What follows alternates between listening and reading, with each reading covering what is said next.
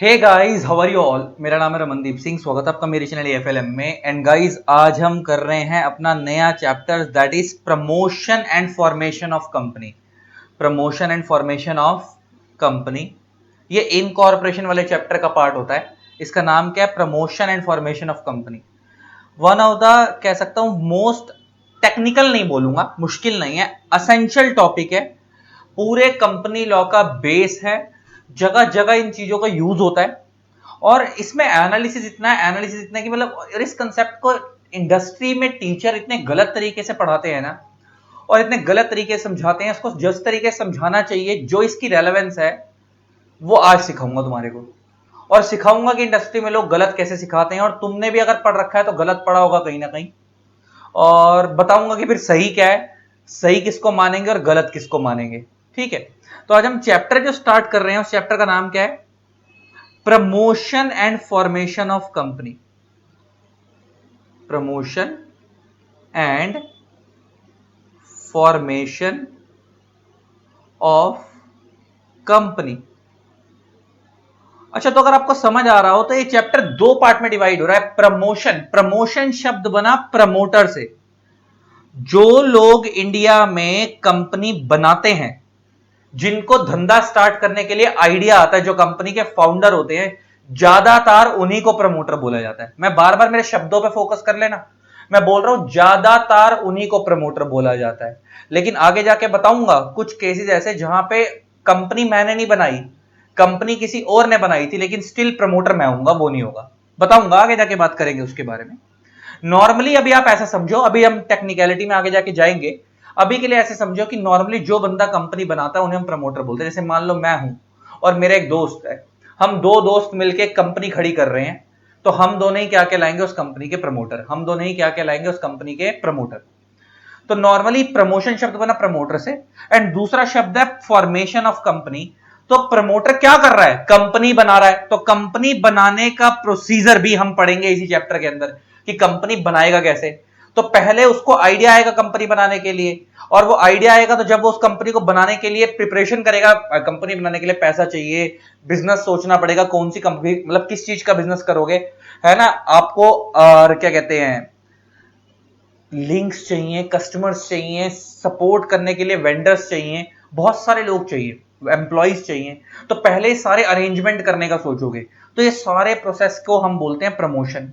और एक बार जब सारी चीजों को अरेंज करने के लिए सोच लोगे कि धंधा ऐसे ऐसे करूंगा, इस चीज का करूंगा, इसको कंपनी को बनाने में इतना पैसा लगाऊंगा, अब जब पैसा वैसे सब अरेंज हो जाएगा तो उसके बाद आप कंपनी बनाओगे, तो उसको हम बोलते हैं फॉर्मेशन। तो उसके बारे में भी पढ़ेंगे। तो पहले हम प्रमोशन शब्द, मैंने बोला प्रमोटर से स्टार्ट हो रहा है, तो पहले हम प्रमोटर के टॉपिक को ही पढ़ेंगे, और आज की पूरी क्लास इसी टॉपिक पे लग जाएगी। फॉर्मेशन के बारे में अगली क्लास से बात करेंगे। अब जरा समझना शुरू करते हैं। प्रमोटर को ना समझने से पहले मैं आपको एक बेस रिकॉल करवाता हूं। आपको पता है इंडिया में मेनली तीन तरीके की कंपनी होती है। एक होती है प्राइवेट कंपनी, पहले वो बेस रिकॉल करा रहा हूं, उसके बाद पढ़ाऊंगा। एक होती है पब्लिक कंपनी, और एक होती है वन पर्सन कंपनी।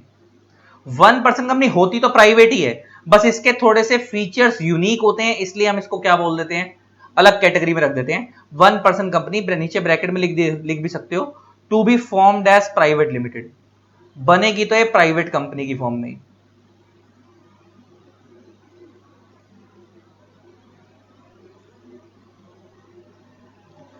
अगर आपको पता हो तो इंडिया में प्राइवेट कंपनी, देखो आपको याद होगा, एक कंपनी जो होती है ना, वो दो पार्ट में डिवाइड होती है। एक होते हैं उस कंपनी के मेंबर्स, और एक होते हैं उस कंपनी के management.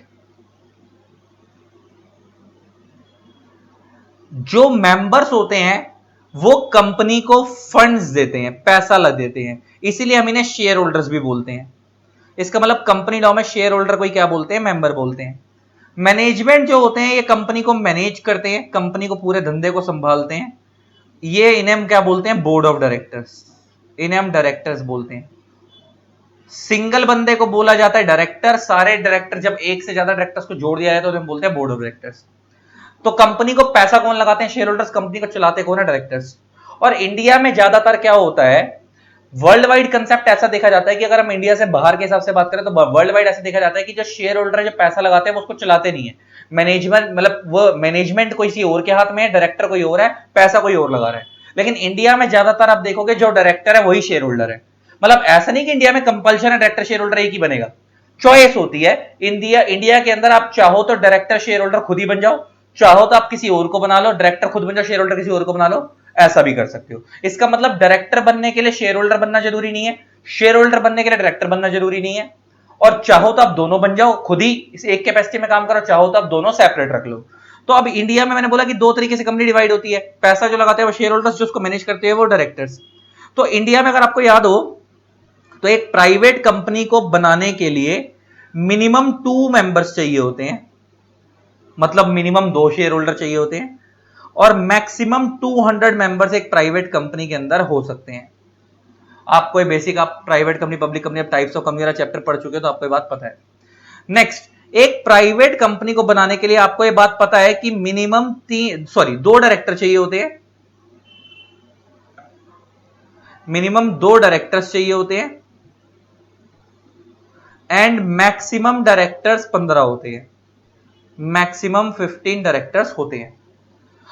On the other hand अगर हम पब्लिक कंपनी की तरफ आए, अगर हम पब्लिक कंपनी की तरफ आए तो एक पब्लिक कंपनी को बनाने के लिए मिनिमम 7 मेंबर्स चाहिए होते हैं, कम से कम 7 शेयर होल्डर चाहिए, मैक्सिमम अनलिमिटेड होते हैं, मैक्सिमम की कोई लिमिट नहीं है।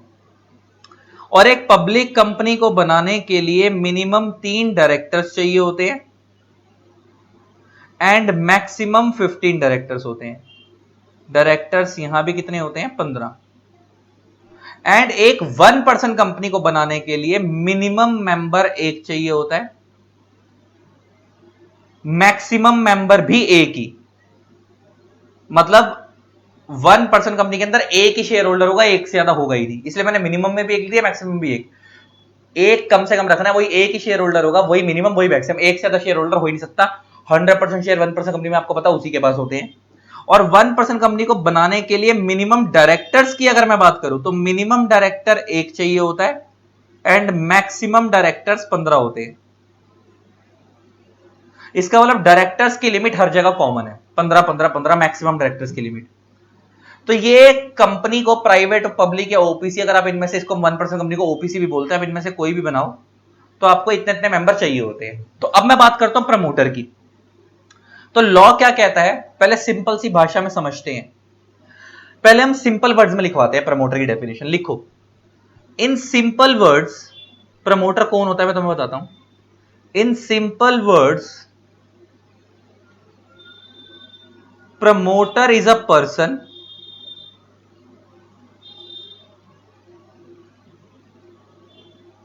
who conceives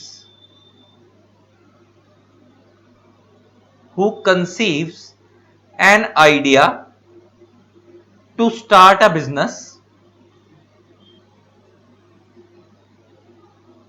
and actually brings it into the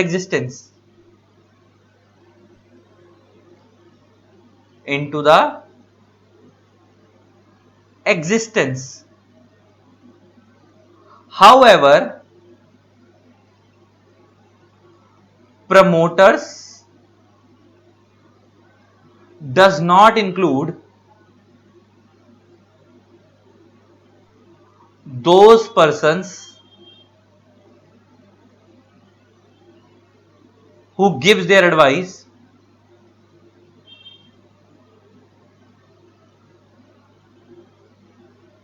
in professional capacity,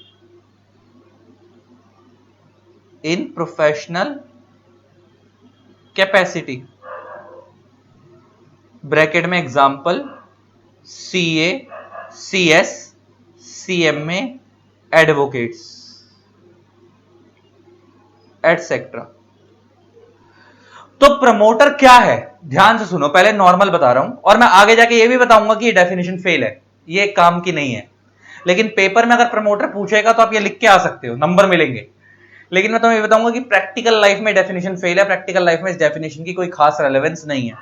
लेकिन बुकिश कंसेप्ट है, बुक्स में यही पढ़ाया जाता है, तुम्हारे को यही पढ़ना है लेकिन प्रैक्टिकल लाइफ में इस कंसेप्ट की खास रेलेवेंस नहीं है, अभी आगे जाके प्रूव भी करूंगा कैसे।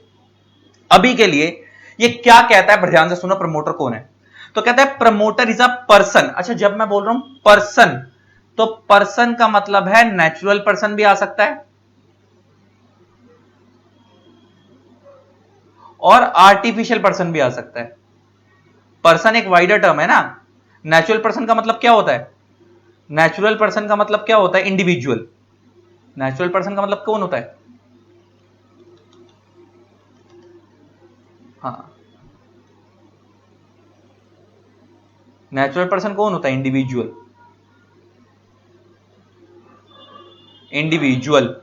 और आर्टिफिशियल पर्सन में कौन आ सकता है, आर्टिफिशियल पर्सन में कौन आ सकता है, कंपनी, एलएलपी, एलएलपी एटसेट्रा।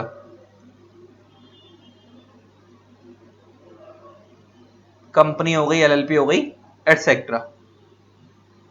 इसका मतलब जब हम बोले प्रमोटर, तो प्रमोटर कोई नेचुरल पर्सन भी हो सकता है, कोई आर्टिफिशियल पर्सन, ऐसा भी तो हो सकता है एक कंपनी ही दूसरी कंपनी पैदा कर रही है। जैसे रिलायंस के अंडर बहुत सारी कंपनीज हैं जिनकी मालिक रिलायंस ही है।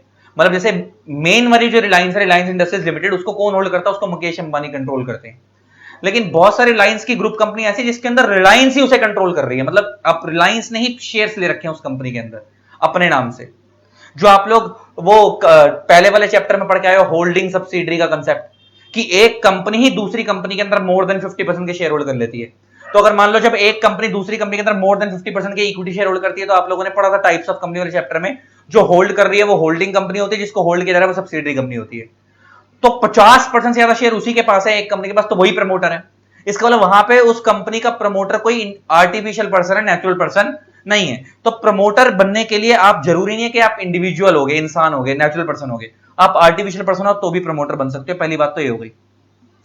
तो promoter is a person who conceives an idea. Promoter एक ऐसा बंदा है जिसको आइडिया आया, किस चीज का आइडिया है, टू स्टार्ट अ बिजनेस, के एक धंधा स्टार्ट करते हैं, and actually brings it into the existence, और अब उसको धंधे को पैदा भी वही कर रहा है। अब एग्जांपल लेके बात करते हैं। मान लो एक पर्सन है ए, मान लो एक पर्सन है बी। इन दोनों को आइडिया आया कि एक काम करते हैं भाई, रेडीमेड गारमेंट्स का काम करते हैं।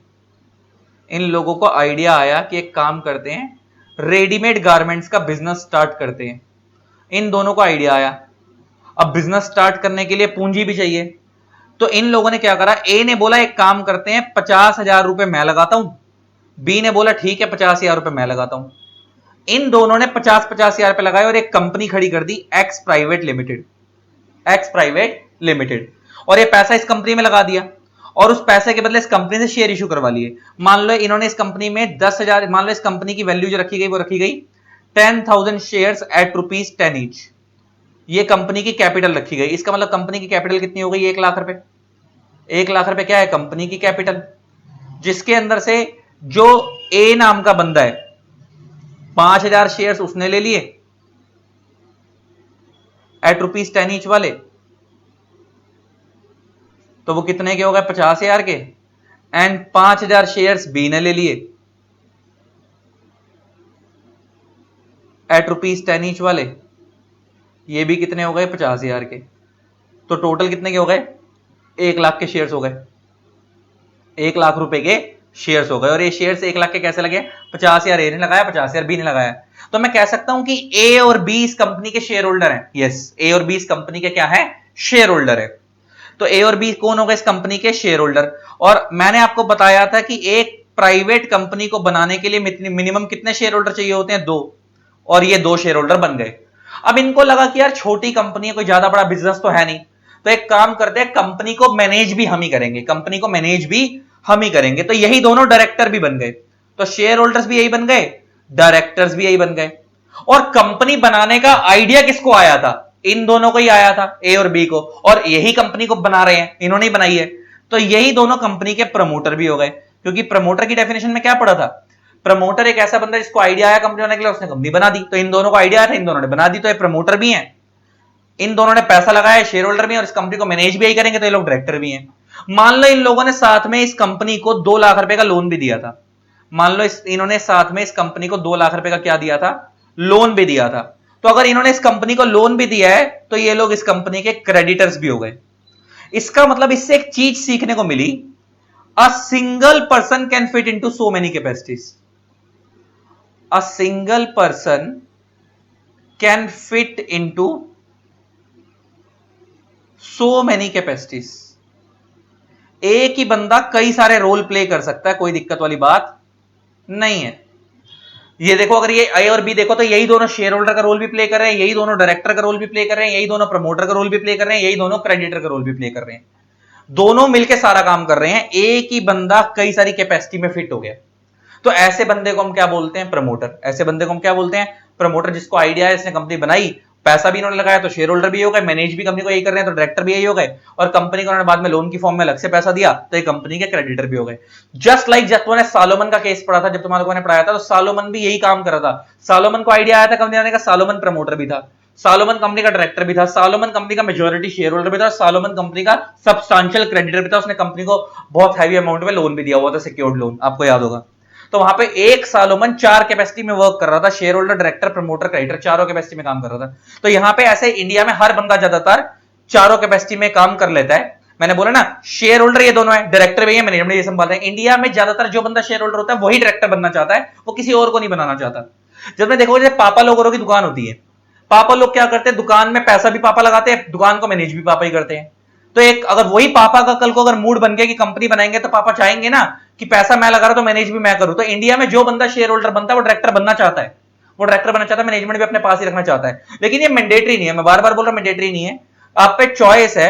अगर आप चाहो कि आप खाली शेयर होल्डर बनना चाहते हो, आप डायरेक्टर नहीं बनना चाहते, जैसे एल&टी आपने सुना था, आदित्य बिरला ग्रुप की कंपनी है एल&टी,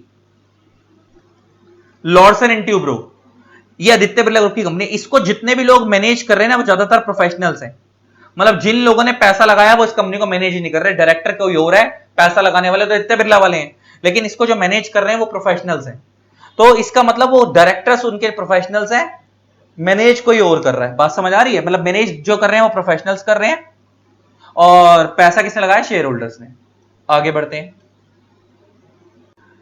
इसका मतलब हमने इससे एक चीज सीखी कि प्रोमोटर्स जो हो सकते हैं वो प्रोफेशनल्स भी हो सकते हैं, और हो सकता है वो कंपनी के मालिक भी हो, कि मतलब पैसा भी उन्होंने लगाया, वही प्रमोटर बन गए, वही मैनेज कर रहे हैं। और ऐसा भी हो सकता है कि डायरेक्टर्स जो है आपने किसी और को बना दिया, पैसा खुद और लगाया, आप डायरेक्टर्स प्रोफेशनल्स को बना दिया।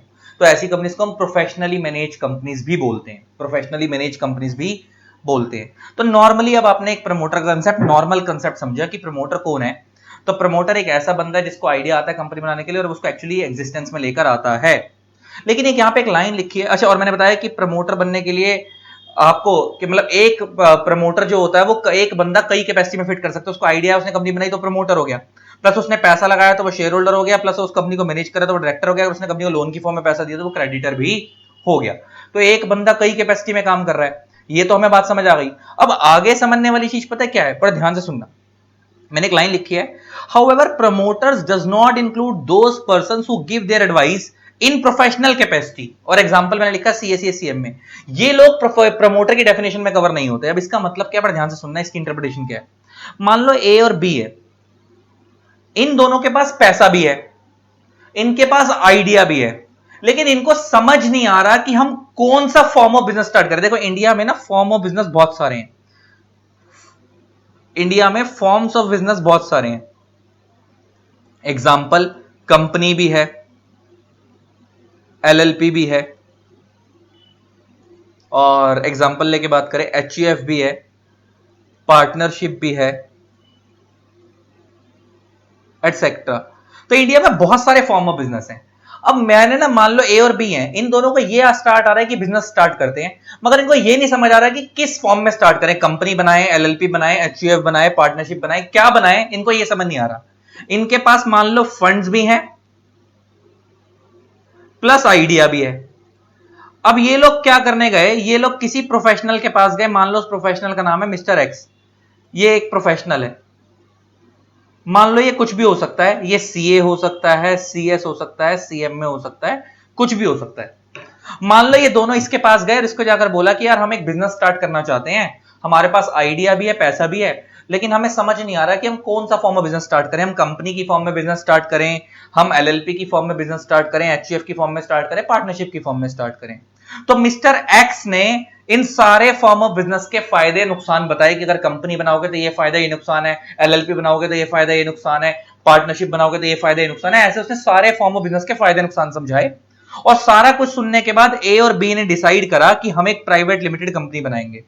इन लोगों ने क्या डिसाइड करा कि ये लोग क्या करेंगे, एक प्राइवेट लिमिटेड कंपनी फॉर्म करेंगे, प्राइवेट लिमिटेड कंपनी बनाएंगे जिसका ये नाम रखेंगे एबी प्राइवेट लिमिटेड, अपने नाम से रखेंगे एबी प्राइवेट लिमिटेड। इन दोनों ने डिसाइड करा।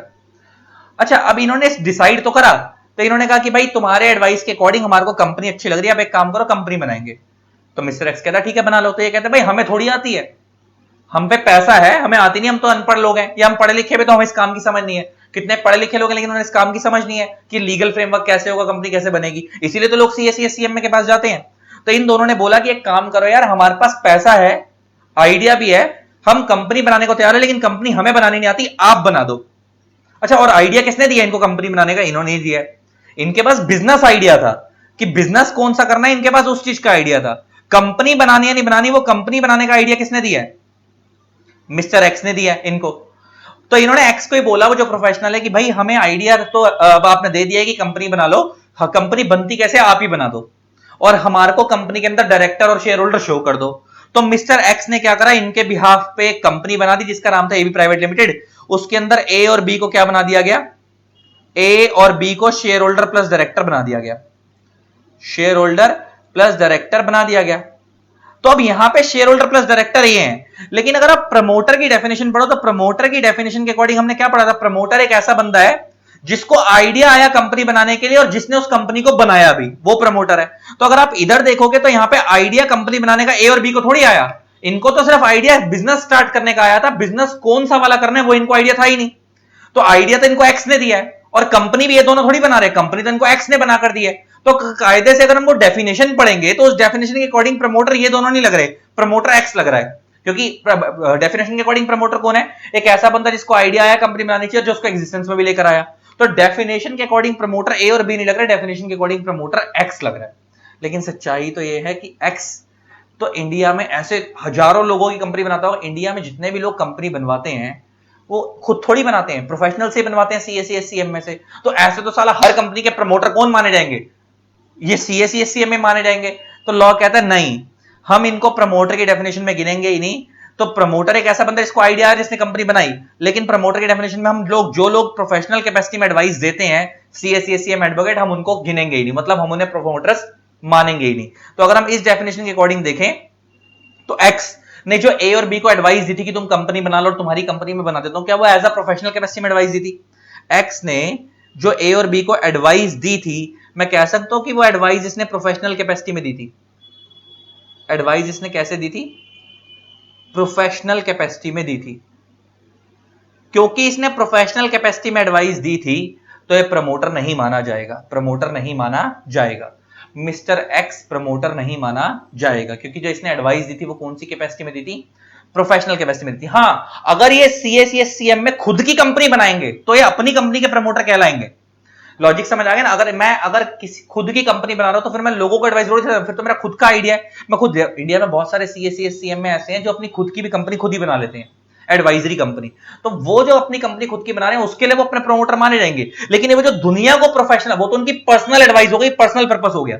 लेकिन जो दुनिया को वो प्रोफेशनल कैपेसिटी में एडवाइस दे रहे हैं कि आप कंपनी बनाओ, कंपनी आपके लिए बेटर रहेगी, और वो फिर लोग उनको कहते हैं कि कंपनी एक काम करो, आप ही हमारे लिए रेडी कर दो, डॉक्यूमेंटेशन सारी आप ही कर दो, आप ही बनवा दो।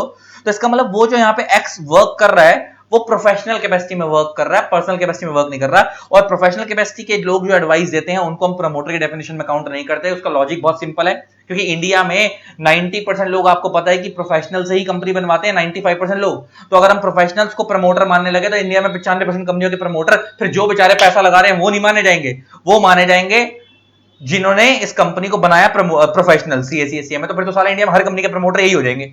इसलिए, मगर ऐसा है नहीं। तो इसलिए हम यहां पे ये मान के चलेंगे कि आइडिया इन्हीं का है और पैसा क्योंकि पैसा ये लगा रहे हैं ना, तो हम ये मान के चलेंगे आइडिया भी इनका है और एग्जिस्टेंस में भी यही लेकर आ रहे हैं, सिर्फ प्रोफेशनल की हेल्प ले रहे हैं, हम इसको ऐसे मानेंगे। तो इसका मतलब ले दे के हमें प्रमोटर समझ आ गया। तो प्रमोटर एक ऐसा बंदा जिसको आइडिया है कंपनी बनाने के लिए और दूसरे एग्जिस्टेंस में लेकर आया। अगर वो खुद लेकर आ गया वो तो प्रमोटर है ही, अगर वो खुद नहीं लेकर आ पा रहा और वो प्रोफेशनल्स की हेल्प ले रहा है उस कंपनी को बनाने के लिए, तब भी वही दोनों जो कंपनी बनवा रहे हैं वही प्रमोटर कहलाएंगे। जो उनको प्रोफेशनल एडवाइस दे रहा है या जो उनकी हेल्प कर रहा है वो प्रमोटर नहीं कहलाएगा। प्रोफेशनल कैपेसिटी के लोग प्रमोटर नहीं कहलाते जो एडवाइस देते हैं प्रोफेशनल कैपेसिटी में। लेकिन बार बार बोल रहा हूं, अगर वही सीएससी एससी में अपनी खुद की कंपनी बनाएंगे कोई, तो वो अपनी कंपनी के प्रमोटर होंगे। लेकिन जो लोगों की कंपनियां बनवा रहे हैं अपनी प्रोफेशनल कैपेसिटी में, क्योंकि उनका काम ही यही है, वो उन कंपनियों के प्रमोटर नहीं कहलाएंगे। उन कंपनियों के प्रमोटर वही कहलाएंगे जो पैसा लगाकर उस कंपनी को बना रहे हैं और जिनका बिजनेस आइडिया है कि इस कंपनी को बनाना है। तो ये हमने प्रमोटर की एक डेफिनेशन पढ़ी। ये जो हमने अभी तक डेफिनेशन पढ़ी ना, ये नॉर्मल डेफिनेशन थी, नॉर्मल, मगर ये रियल लाइफ में फॉलो नहीं होती। रियल लाइफ में फॉलो नहीं होती। अब इसका एग्जांपल दे देता हूं। ये जो हमने डेफिनेशन पढ़ी, मैंने इसके क्या आगे क्या लिखवाया था, इन सिंपल वर्ड्स के साथ एक और लिख लो। यहां पे तुम इसको लिख सकते हो, यहां पे नॉलेज के लिए लिख लो, दिस इज जनरल डेफिनेशन।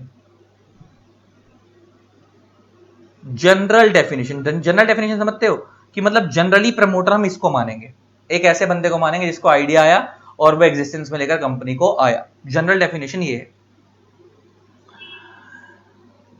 अब आती है बात आगे, अब आती है जनरल डेफिनेशन के अलावा अब आती है नेक्स्ट डेफिनेशन जो अब हम पढ़ेंगे, स्ट्रिक्ट डेफिनेशन, जो एक्चुअल में फॉलो होती है, जो इंडस्ट्री में एक्चुअल में फॉलो होती है। अब लिखो सेकंड डेफिनेशन, वो थी फर्स्ट डेफिनेशन जनरल डेफिनेशन की जनरली प्रमोटर कौन है वो आपको समझ आ गया। अच्छा, पेपर में अगर आएगा तो जनरली या तो ये वाली डेफिनेशन लिखना या फिर एक सेक्शन है 2 क्लॉज 69 प्रमोटर का, अभी इस कंपनी लॉ वाला सेक्शन जो है वो पढ़वाऊंगा, या जो उस सेक्शन में डेफिनेशन दी हुई है पेपर में वो लिखना।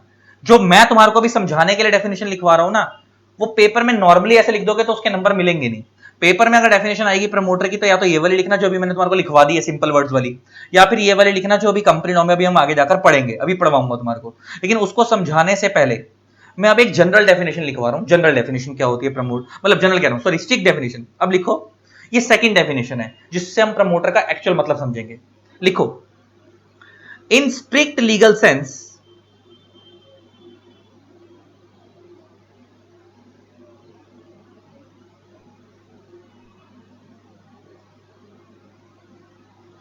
promoter is a person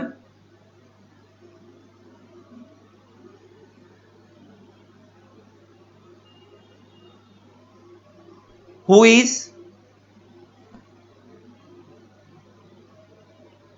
ultimately controlling a company,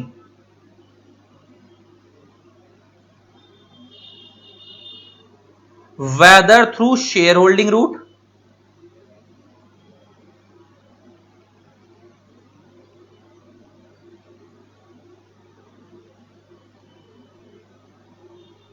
or through debt route, whether through shareholding route or through debt route,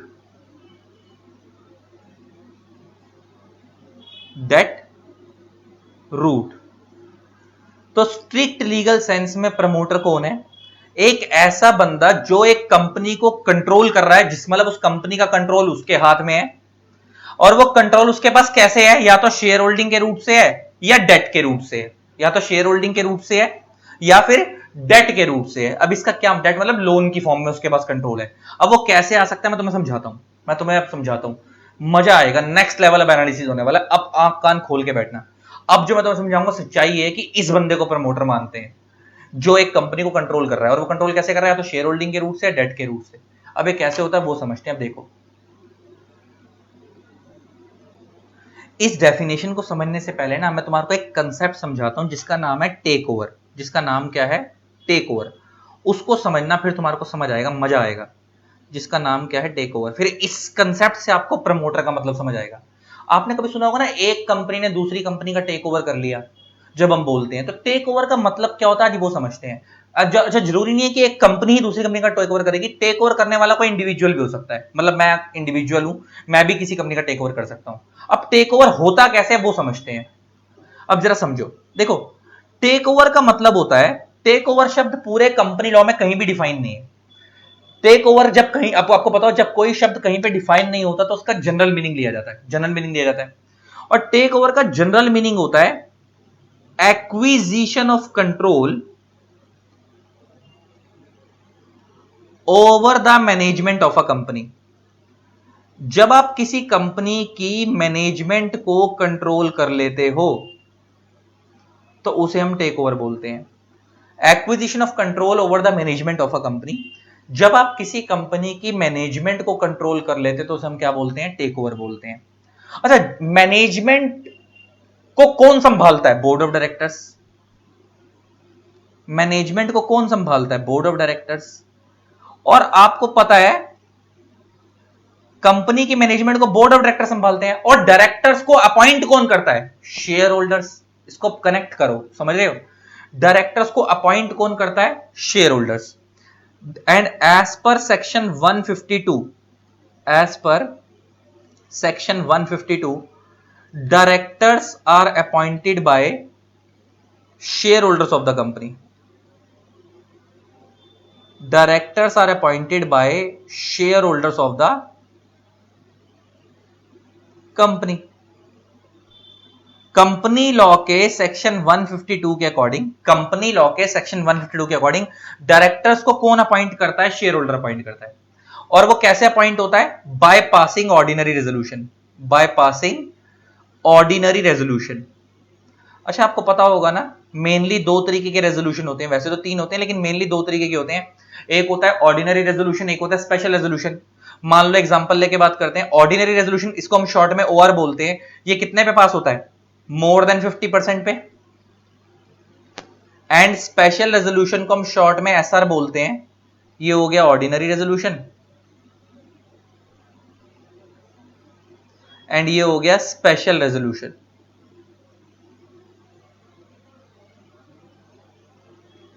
and इसको हम एसआर बोलते हैं, ये कितने पे पास होता है? 75% और मोर पे। इसका मतलब ये कि मान लो अगर एक कंपनी है एक्स प्राइवेट लिमिटेड, मान लो इसके अंदर अगर 100 शेयर होल्डर्स मीटिंग में आते हैं, 100 शेयर होल्डर्स मान लो मीटिंग में प्रेजेंट होते हैं, मीटिंग के अंदर प्रेजेंट होते हैं। मान लो एक कंपनी एक्स प्राइवेट लिमिटेड और मान लो इसके अंदर 100 शेयर होल्डर्स मीटिंग में प्रेजेंट होते हैं। अब सुनते चलना, मान लो किसी पर्टिकुलर, अब मान लो हमें किसी डायरेक्टर को अपॉइंट करना है, तो डायरेक्टर को अपॉइंट करने के लिए ओआर चाहिए होता है। मगर ऐसे बहुत सारे मैटर है, जैसे मान लो अगर हमको अपनी कंपनी की शेयर कैपिटल रिड्यूस करनी, रिडक्शन ऑफ शेयर कैपिटल, तो उसके लिए एसआर चाहिए होता है। तो अलग अलग मैटर के लिए अलग अलग रेजोल्यूशन पास कराना होता है। कुछ जगहों पे ओआर पास होता है, कुछ जगहों पे एसआर पास होता है। तो अगर हमें ओआर पास करवाना है तो इसका मतलब 100 में से अगर 51 और मोर शेयर होल्डर्स फेवर में कंसेंट दे देंगे, फेवर में क्या दे देंगे? कंसेंट दे देंगे, तो ऑर्डिनरी रेजोल्यूशन पास हो जाएगा, ओआर पास हो जाएगा। एंड 100 में से अगर 75 और मोर लोग शेयर होल्डर्स फेवर में कंसेंट दे देंगे, फेवर में क्या दे देंगे? कंसेंट दे देंगे, तो एसआर पास हो जाएगा। क्या पास हो जाएगा? एसआर पास हो जाएगा। तो 100 में से अगर 51 या इससे ज्यादा लोग अगर कंसेंट देंगे फेवर में तो ओआर पास हो जाएगा। 100 में से अगर 75 या उससे ज्यादा लोग कंसेंट देंगे फेवर में तो एसआर पास हो जाएगा। तो मैंने क्या बोला? डायरेक्टर्स को अपॉइंट करने के लिए शेयर ऑर्डिनरी रेजोल्यूशन पास होता है। और ऑर्डिनरी रेजोल्यूशन का मतलब है कि अगर, अच्छा, कंपनी में ना वोटिंग भी दो तरीके से होती है, कंपनी में वोटिंग भी दो तरीके से होती है। एक होती है बाय शो ऑफ हैंड्स,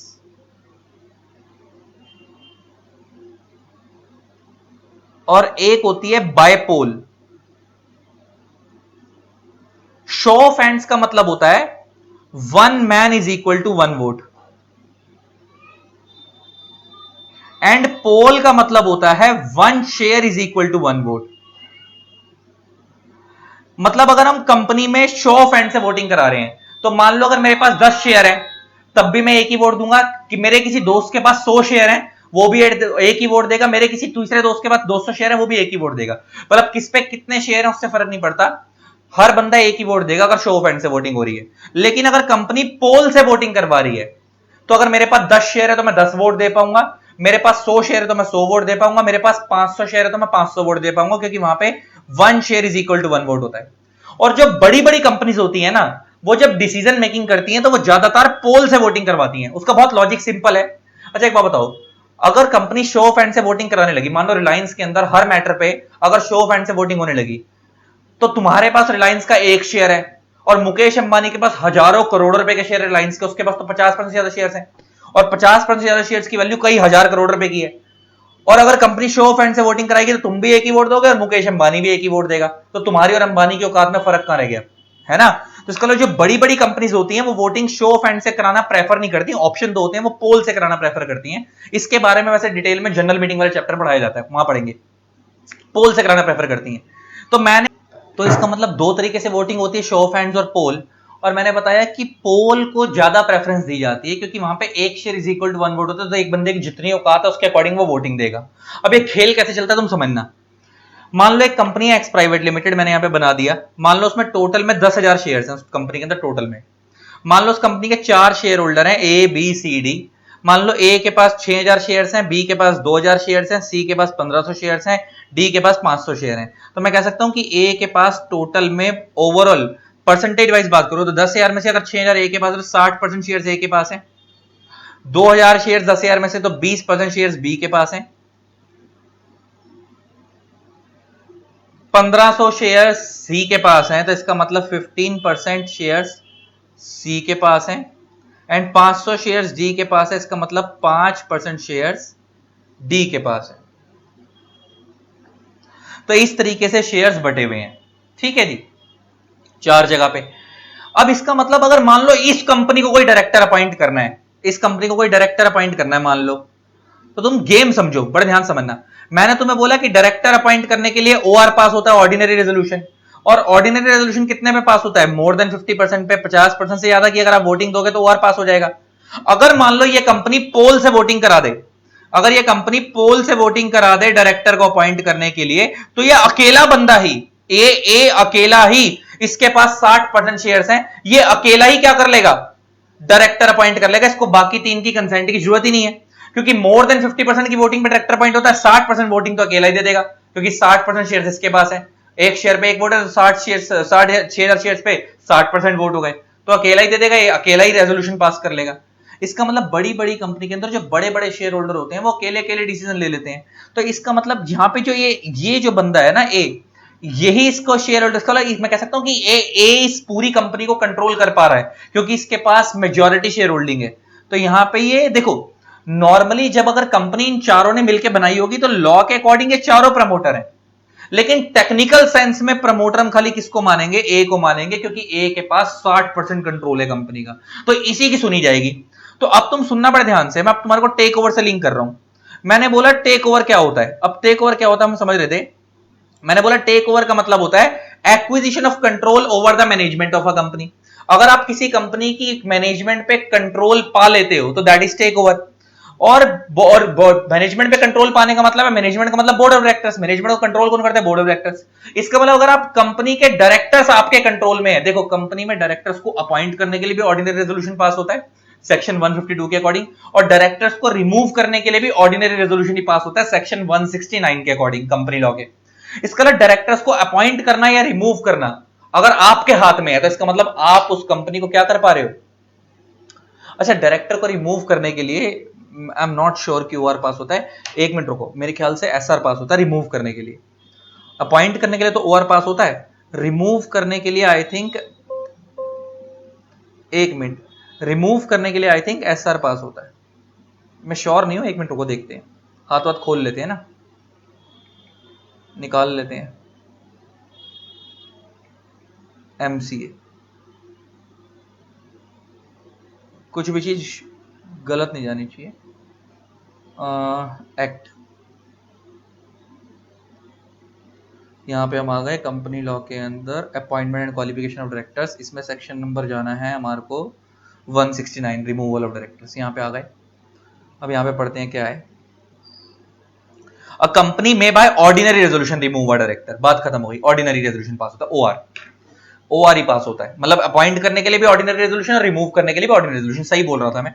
तो हाँ, तो मैंने कहा फिर भी गलत ना हो जाए कुछ भी चीज, इसलिए क्लियर कर ली।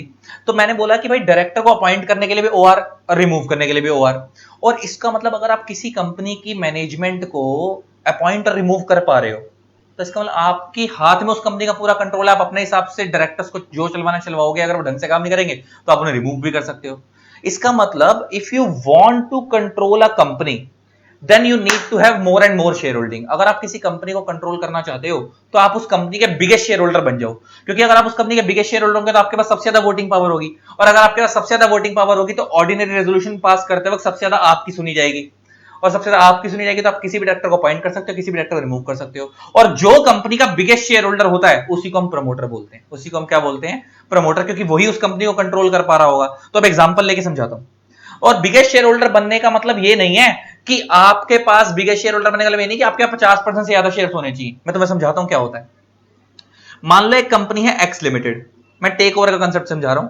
मान लो एक पर्सन है मिस्टर ए, ये मिस्टर ए इस कंपनी का टेक ओवर करना चाहता है।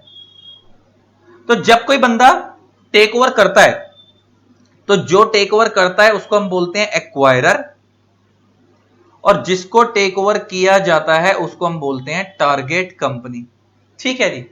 मान लो इस कंपनी का जो एग्जिस्टिंग प्रमोटर है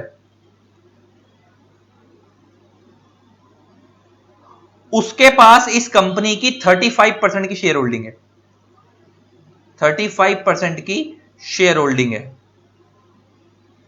एंड मान लो इसका नाम है मिस्टर पी, इसके पास इस कंपनी की 35% की शेयर होल्डिंग है और ये इस कंपनी का बिगेस्ट शेयर होल्डर है। इससे बड़ा शेयर होल्डर इस कंपनी के अंदर कोई है ही नहीं, इससे बड़ा शेयर होल्डर इस कंपनी के अंदर कोई है ही नहीं। तो ये कंपनी का बिगेस्ट शेयर होल्डर है।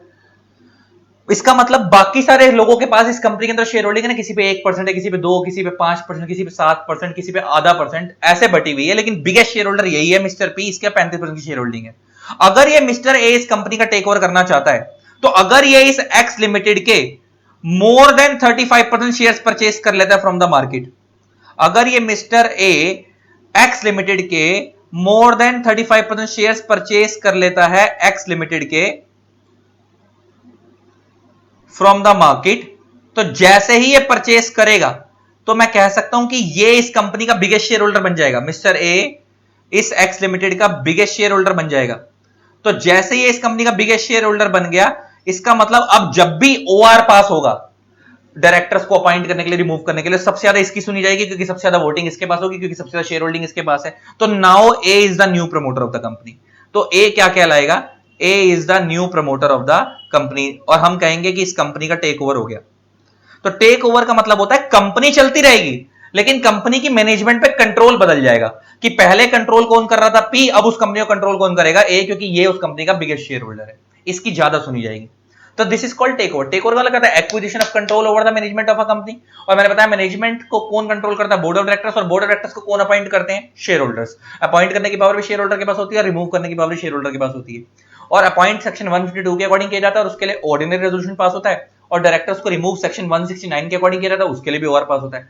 तो अगर आप किसी डायरेक्टर को अपॉइंट और रिमूव कर पा रहे हो तो इसका आप उस कंपनी को कंट्रोल कर पा रहे हो, डायरेक्टर्स आपके कहने पे काम कर रहे हैं, तो इसका मतलब आपने उस कंपनी का टेक ओवर कर लिया। और जो बंदा उस कंपनी को कंट्रोल करता है उसी को हम प्रमोटर बोलते हैं। और यहाँ पे ए ने इस कंपनी को कंट्रोल कर लिया तो ए बन गया प्रमोटर। तो अब इसका तुम्हारे को मैं एक प्रैक्टिकल एग्जांपल देता हूं, बड़े ध्यान से सुनना। इंडस्ट्री के हिसाब से आपने कभी एक कंपनी का नाम सुना होगा, इस कंपनी का नाम था रैनबैक। अच्छा, जरूरी नहीं है कि प्रमोटर एक ही होगा, प्रमोटर एक से ज्यादा भी हो सकते हैं। जैसे एग्जांपल लेके बात करते हैं, मान लो एक कंपनी है एक्स प्राइवेट लिमिटेड, मान लो इसको 4 लोगों ने मिलकर बनाया और चारों ने इक्वल इक्वल शेयर होल्डिंग रखी, ए बी सी डी।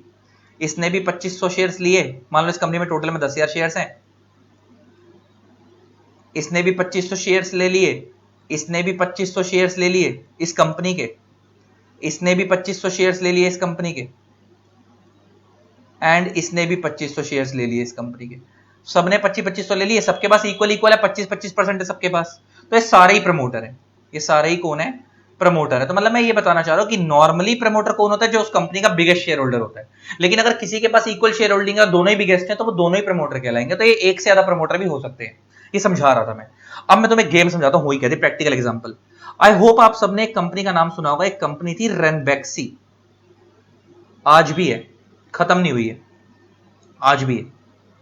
एक कंपनी थी रेनबैक्सी, ये एक बहुत बड़ी फार्मा कंपनी थी, फार्मास्यूटिकल कंपनी थी, मेडिसिन की इंडस्ट्री में डील करती थी। इस कंपनी का दो प्रमोटर थे। इस कंपनी में ना एक से ज्यादा प्रमोटर हो सकते हैं। इस कंपनी के दो प्रमोटर्स थे, एक का नाम था मलविंदर सिंह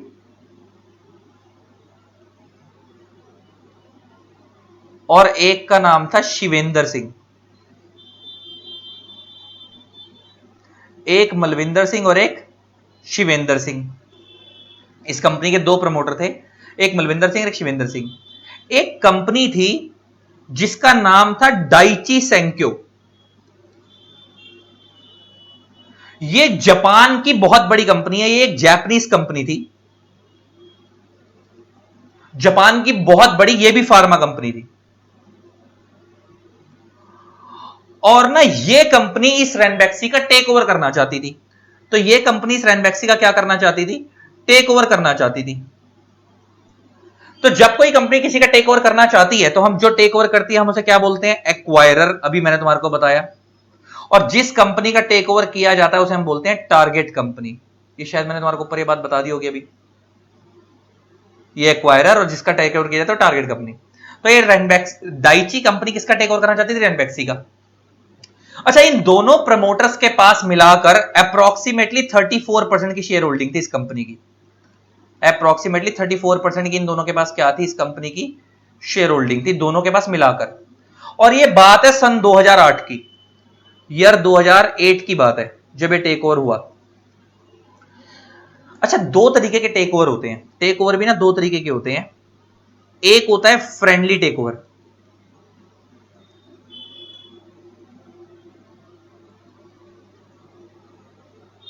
एंड एक होता है hostile takeover. Takeover भी दो तरीके के होता है फ्रेंडली, होता है होस्टाइल। फ्रेंडली का मतलब होता है हम जिस कंपनी का टेक ओवर करने चाहते हैं हम उनकी मैनेजमेंट के पास गए, हम उनके बड़े बड़े शेयर होल्डर्स के पास, उनके प्रमोटर्स के पास गए और हमने उनको जाकर मुंह पे बोल दिया कि हम आपका टेक ओवर करना चाहते हैं। अगर वो कंपनी को लगता है कि यार ये इतनी बड़ी कंपनी, हम वैसे भी इसके आगे टिक नहीं पाएंगे, हम खुद ही अपना टेक ओवर करवा लेते हैं। अगर उस कंपनी के प्रमोटर खुद ही मान जाते हैं अपनी कंपनी का टेक ओवर करवाने के लिए, तो ऐसी कंपनी को हम बोलते हैं फ्रेंडली टेक ओवर। ऐसे टेक ओवर को हम क्या बोलते हैं? Friendly takeover. एक होता है होस्टाइल टेक ओवर। होस्टाइल का मतलब होता है अटैक करना।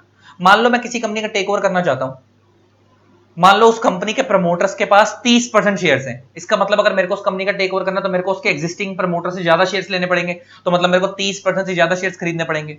अगर इसका मतलब उस कंपनी के प्रमोटर्स के पास 30% शेयर्स है, इसका मतलब 70% शेयर्स मार्केट में लोगों के पास है ना।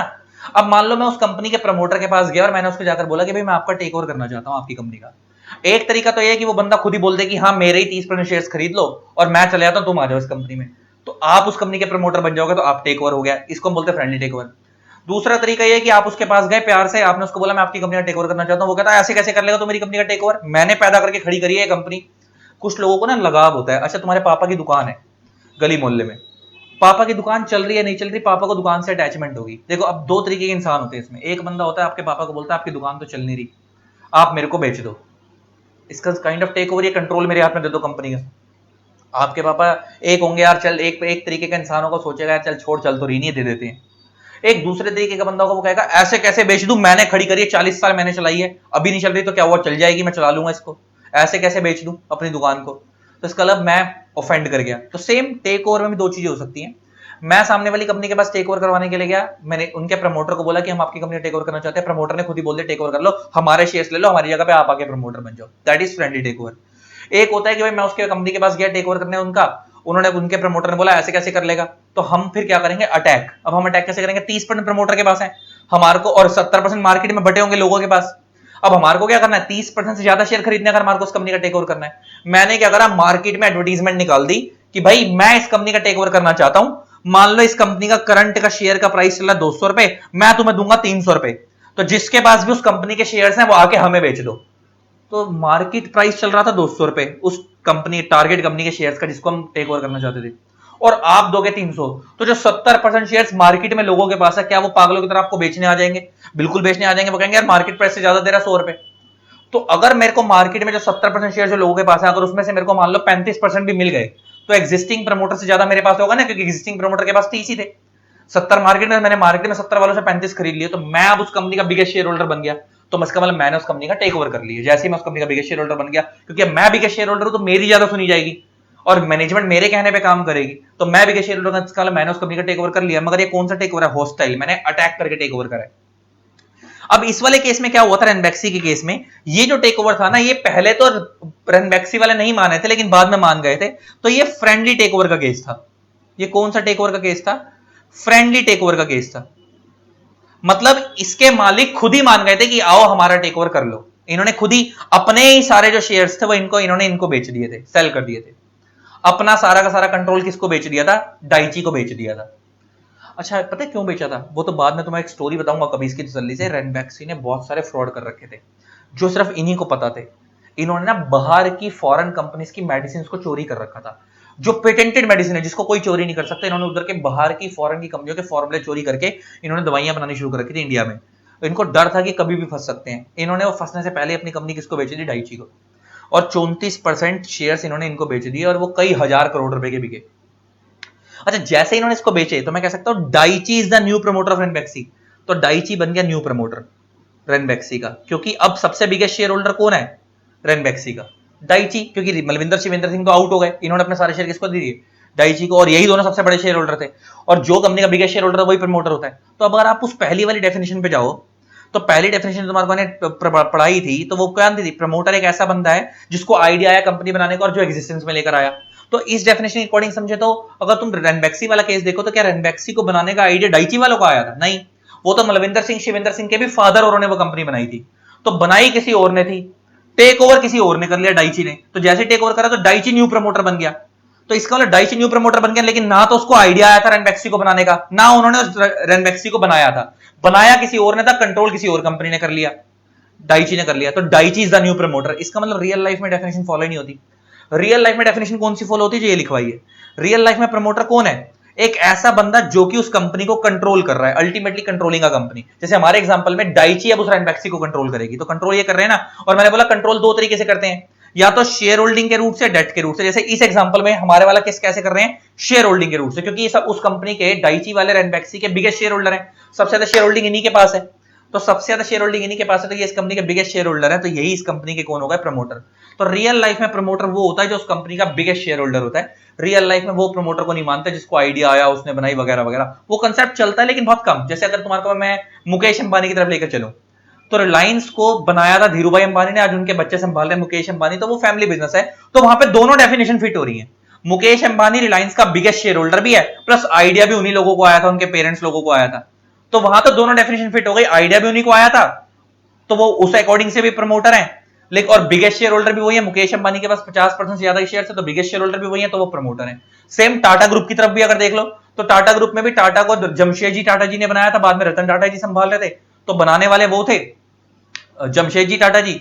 तो वो उनको आइडिया आया था, वो उस डेफिनेशन के अकॉर्डिंग प्रमोटर है आज के डेट में। और रतन टाटा जी के पास मेजॉरिटी शेयर होल्डिंग थी, तो शेयर होल्डिंग वाइज भी वही प्रमोटर है। तो इसका मतलब उस तरीके से देखोगे तो भी वो प्रमोटर है। तो कुछ कुछ जगह पे दोनों डेफिनेशन फिट हो जाती हैं, लेकिन एक्चुअल लाइफ में, मगर इस वाले केस में अगर आप देखो, तो रनबैक्सी को बनाया किसी और ने था, तो अब तक वो प्रमोटर मलविंदर सिंह शिवेंद्र सिंह थे। लेकिन बाद में उन्होंने अपनी सारी शेयर होल्डिंग डाइची को बेच दी, तो अब डाइची रनबैक्सी का न्यू प्रमोटर बन गया।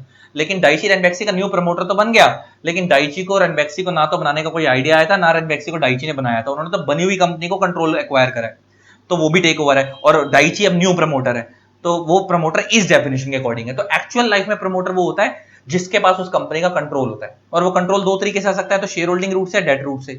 शेयर होल्डिंग रूट का मैंने एग्जांपल दे दिया तुम्हारे को। अच्छा, अब इस केस स्टडी को थोड़ा समझाइए, तो थोड़ा आगे बताता हूं इस केस में हुआ क्या था।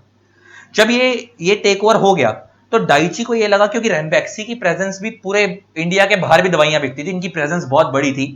और इन दोनों भाइयों को रनबैक्सी का बिजनेस करना तो आता ही था, फार्मा का बिजनेस की नॉलेज तो थी। तो डाइची वालों ने रनबैक्सी वालों के ऊपर एक शर्त लगा दी, इन दोनों प्रमोटर के ऊपर एक शर्त कर दी कि भाई आज के बाद तुम कभी फार्मा बिजनेस में नहीं आओगे। इन दोनों भाइयों के ऊपर शर्त क्या लगा दी कि आज के बाद तुम कभी भी फार्मा बिजनेस के अंदर दोबारा नहीं आओगे। और इन दोनों भाइयों ने भी एग्री कर लिया, क्योंकि तुम्हारी इतनी बड़ी कंपनी खरीद रहे हैं, इतना बड़ा पैसा तुम्हारे को दे रहे हैं। क्योंकि इनको दो चीजों का पैसा दिया गया, एक तो इनको गुडविल का भी पैसा दिया गया, क्योंकि इतनी बड़ी कंपनी उन्होंने खड़ी कर रखी थी, प्लस जो इनकी शेयर होल्डिंग 34% खरीदी गई उसका भी पैसा दिया गया, और वो कई हजार करोड़ रुपए का अमाउंट था। तो इन दोनों भाइयों पर शर्त लगा दी गई कि आज के बाद आप क्या नहीं करोगे, फार्मा बिजनेस में दोबारा नहीं आओगे।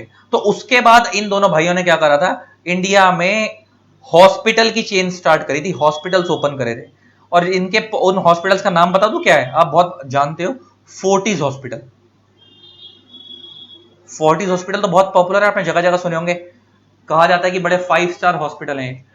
इन फोर्टिस हॉस्पिटल के मालिक कौन थे? यही दोनों भाई थे। प्लस एक स्टॉक मार्केट एडवाइजरी कंपनी थी जिसका नाम था रेलीगेयर, ये स्टॉक मार्केट एडवाइजरी करती थी, वो कंपनी भी इन दोनों भाइयों की थी। तो इन्होंने उस पैसे से हॉस्पिटल चेन खोली थी और रेलीगेयर कंपनी खोली थी, इन्होंने उस पैसे को वहां लगाया था। लेकिन बाद में जब डाइची ने रेनबैक्सी को कंट्रोल करने लग गए, बाद में रेनबैक्सी ने जो पहले से फ्रॉड कर रखे थे ना, जो ये दोनों भाई करके गए थे, इन्होंने यूएसए की कंपनियों के मेडिसिन के पेटेंट चोरी कर लिए थे, बाद में उन यूएसए की कंपनियों ने रेनबैक्सी के ऊपर केस कर दिया। और वो केस कर दिया तो वो केस तो किसके ऊपर हो गया? डाइची कंट्रोल कर रहा था रेनबैक्सी को, तो उस केस को किसको हैंडल करना पड़ गया? डाइची को हैंडल करना पड़ गया, और डाइची का उस केस में बहुत नुकसान हुआ। तो बाद में डाइची ने अपने पैसे को रिकवर करने के लिए इन दोनों भाइयों के ऊपर केस कर दिया कि इन दोनों भाइयों ने हमारे को नुकसान पहुंचाया है, ये इन सालों ने फ्रॉड कर रखा था और हमारे को फंसा गए उस फ्रॉड के अंदर। तो लेटर ऑन इन दोनों भाइयों ने केस करा, तो इन दोनों भाइयों के ऊपर जब ये केस प्रूव हुआ तो इन दोनों भाइयों की सारी प्रॉपर्टी की नीलामी लगवाई गई और फोर्टिस हॉस्पिटल को बिकवाया गया। और फिर फोर्टिस हॉस्पिटल को बाद में किसी और ने खरीद लिया था, मेरे को पता नहीं एग्जैक्टली अब किसने खरीदा, आई थिंक किसी हॉस्पिटल, अपोलो हॉस्पिटल ने बिड लगाई थी, तो किसी और ने खरीद लिया था, बाद में फोर्टिस हॉस्पिटल बिक गए थे और इन दोनों भाइयों की नीलामी लगवा दी गई थी, इनकी प्रॉपर्टी बिकवा दी गई थी। और फिर डाइची को, फिर बाद में डाइची वालों ने भी क्या करा, वो परेशान हो गए थे रेनबैक्सी से, तो बाद में एक मुंबई की बहुत बड़ी कंपनी है, मुंबई की बहुत बड़ी कंपनी है सन फार्मास्यूटिकल, सन फार्मा बोलते हैं, बाद में फिर इस सन फार्मा ने इस रेनबैक्सी का टेक ओवर कर लिया था। तो बाद में कंपनी को वापस किसी इंडियन ने ले लिया था, वो कौन थी? सन फार्मा। तो फिर बाद में एक्वायरर कौन बन गया? सन फार्मा बन गई, और टारगेट कंपनी कौन बन गई? रेनबैक्सी। तो बाद में रेनबैक्सी का फिर से टेक ओवर हो गया था। तो पहले पूरी स्टोरी कैसे चली आपको समझ आ गया। तो ये हमने समझा टेक ओवर किस रूट से? शेयर होल्डिंग के रूट से। तो अब हमसे तुमसे कोई पूछे तो आज के में प्रमोटर कौन है, तो प्रमोटर एक ऐसा बंदा जिसके पास उस कंपनी का कंट्रोल है। अब वो कंट्रोल शेयर होल्डिंग रूट से भी आ सकता है और डेट रूट से भी आ सकता है। अब शेयर होल्डिंग रूट का एग्जांपल तो हमने समझ लिया। शेयर होल्डिंग रूट का मतलब है कि अगर आप उस कंपनी के बिगेस्ट शेयर होल्डर हो तो आप उस कंपनी के प्रमोटर हो, आप उस कंपनी के क्या हो? प्रमोटर हो। और इसका मतलब वो conceives an idea to start a business वाली डेफिनेशन हर जगह फिट नहीं होती। तो रियल लाइफ में जो प्रमोटर मानते हैं वो इसको मानते हैं, लेकिन पेपर में तुम वही वाली डेफिनेशन लिख कर आओगे। तो रियल लाइफ में तुम्हारे को टेक ओवर का एग्जांपल भी दे दिया। टेक ओवर से अब आपको प्रमोटर का कनेक्शन समझ आ गया क्या है। तो जो टेक ओवर करता है वही प्रमोटर कहलाता है। एक्वायरर ही बाद में क्या बन जाता है? उस कंपनी का प्रमोटर बन जाता है, क्योंकि वो उस कंपनी का बिगेस्ट शेयर होल्डर है, और बिगेस्ट शेयर होल्डर क्या कहलाता है? प्रमोटर। और हम उसको टेक ओवर क्यों बोलते हैं? क्योंकि जो बिगेस्ट शेयर होल्डर को उसके पास सबसे ज्यादा वोटिंग पावर होगी, और मैनेजमेंट को जो बंदा कंट्रोल कर सकता है वही प्रमोटर होता है। और अगर आपके पास सबसे ज्यादा वोटिंग होगी तो आप सबसे ज्यादा कंट्रोल कर पाओगे, क्योंकि डायरेक्टर को अपॉइंट करने के लिए और रिमूव करने के लिए ऑर्डिनरी रेजोल्यूशन में, सब ऑर्डिनरी रेजोल्यूशन के केस में सबसे ज्यादा वोट आप ही दे पाओगे। तो ये पूरी कहानी थी। अच्छा, ये जो हमने टेक ओवर समझा वो शेयर होल्डिंग के रूट से समझा। अब मैं तुम्हारे को टेक ओवर समझाता हूं डेट के रूट से। डेट के रूट से सुनना बड़े ध्यान से क्या है। अब टेक ओवर का एग्जांपल अब मैं तुम्हें समझाता हूं, takeover through debt root.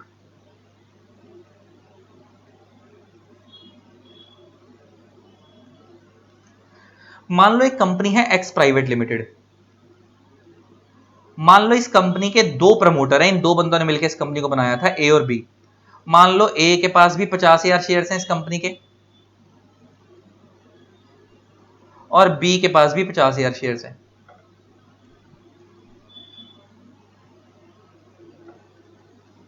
ए के पास भी 50,000 शेयर्स हैं और बी के पास भी 50,000 शेयर्स हैं इस कंपनी के। तो मैं कह सकता हूं टोटल में इस कंपनी के अंदर 1,00,000 शेयर्स हो गए। मान लो 1,00,000 शेयर्स एट ₹10 ईच के हैं, तो इसका मतलब टोटल शेयर्स कितने के हो गए? 10 लाख रुपए के। 10 लाख के टोटल शेयर्स हो गए। इसका इस कंपनी की औकात कितने की है? 10 लाख की। मान लो एक ए लिमिटेड नाम की, मान लो एक एबीसी लिमिटेड नाम की कंपनी है, या पीक्यूआर लिमिटेड नाम की एक कंपनी है। इस कंपनी ने इस कंपनी को 20 करोड़ रुपए का लोन दिया है।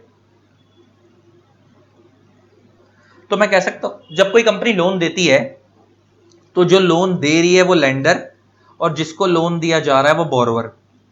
तो मैं कह सकता हूं कि पीक्यूआर लिमिटेड लेंडर हो गई और एक्स प्राइवेट लिमिटेड कौन हो गई? बोरोवर। तो भाई मैंने इसको लोन दिया है,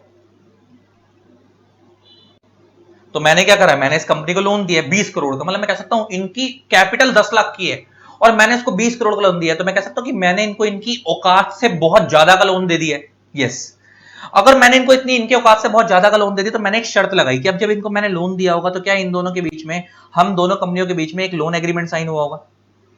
इन दोनों कंपनियों के बीच में क्या साइन हुआ होगा? एक लोन एग्रीमेंट साइन हुआ होगा। तो जो लोन एग्रीमेंट साइन हुआ था ना, तो मैंने उस लोन एग्रीमेंट में पहले से लिखवा दिया था कि भाई PQR limited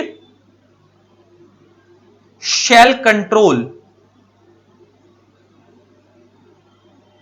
the composition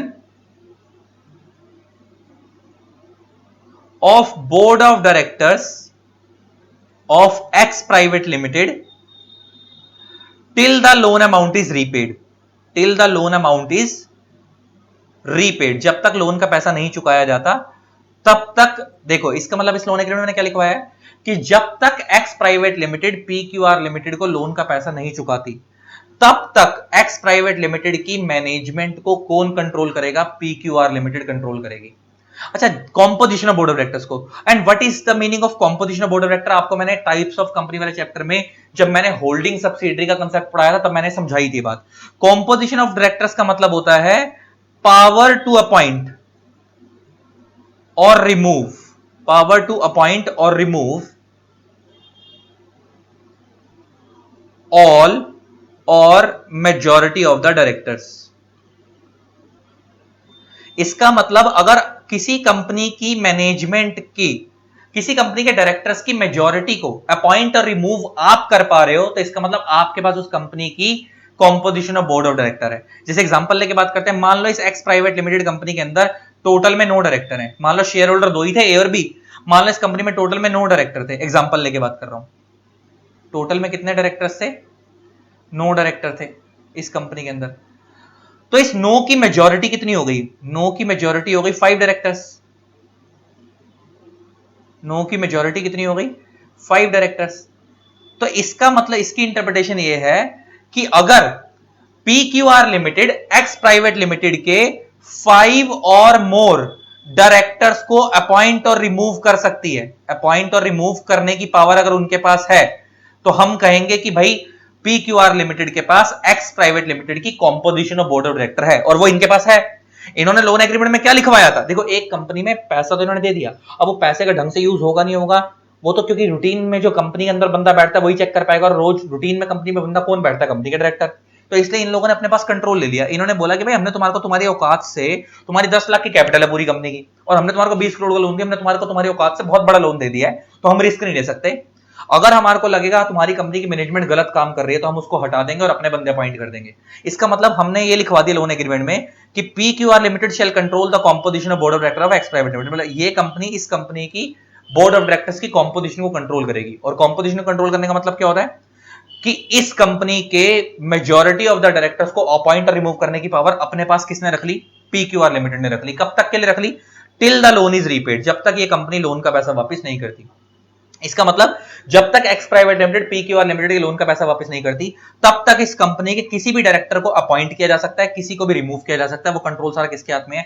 PQR limited के हाथ में। और देखा जाए तो PQR लिमिटेड के पास एक शेयर भी नहीं है इस एक्स प्राइवेट लिमिटेड का, लेकिन स्टिल वो लोन के थ्रू ही इस कंपनी को क्या कर लेगा?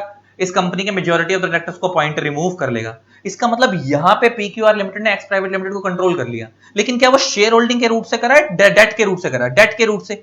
PQR limited biggest share holder तो है ही नहीं, तो now PQR limited is the new promoter. अब ये न्यू प्रमोटर कहलाएगी कब तक? जब तक ये एक्स प्राइवेट लिमिटेड लोन का पैसा नहीं चुकाती, तब तक इनकी सुनी जाएगी, इन ए और बी की नहीं सुनी जाएगी, ए और बी की नहीं सुनी जाएगी। और मगर ये जो प्रमोटर बना है, क्या ये शेयर होल्डिंग के रूट से बना? डेट के रूट से बना। डेट के रूट से इन्होंने तो कोई शेयर कैपिटल तो खरीदी नहीं, इन्होंने तो लोन की फॉर्म में पैसा दिया।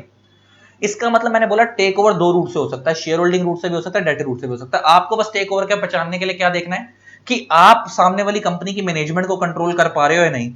अगर सामने वाली कंपनी की मैनेजमेंट का कंट्रोल आपके हाथ में, तो इसका मतलब आपने उस कंपनी का क्या कर लिया? टेक ओवर कर लिया।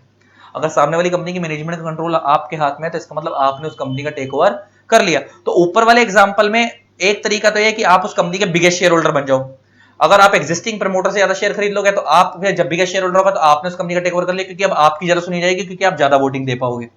दूसरा तरीका क्या? आपने इतने बड़े अमाउंट का लोन दे रखा है कि बाकी लोगों की आपके आगे कोई औकात ही नहीं है, अब आप ही की सुनी आ रही है, लोन एग्रीमेंट में आपने पहले से लिखवा दिया है। तो इसका मतलब इस कंपनी के अंदर भले इन दोनों के पास 50-50% की शेयर होल्डिंग है, लेकिन इनकी लोन का अमाउंट इतना बड़ा है कि इनकी सुनी नहीं जाएगी। अब सुनी किसकी जाएगी? इनकी सुनी जाएगी, क्योंकि इन्होंने लोन एग्रीमेंट पहले से लिखवा दिया। तो इसका मतलब इनकी, इस कंपनी की मैनेजमेंट को ये कंट्रोल कर रही है because of heavy amount of loan. तो ये भी टेक ओवर है, लेकिन ये थ्रू डेट रूट है।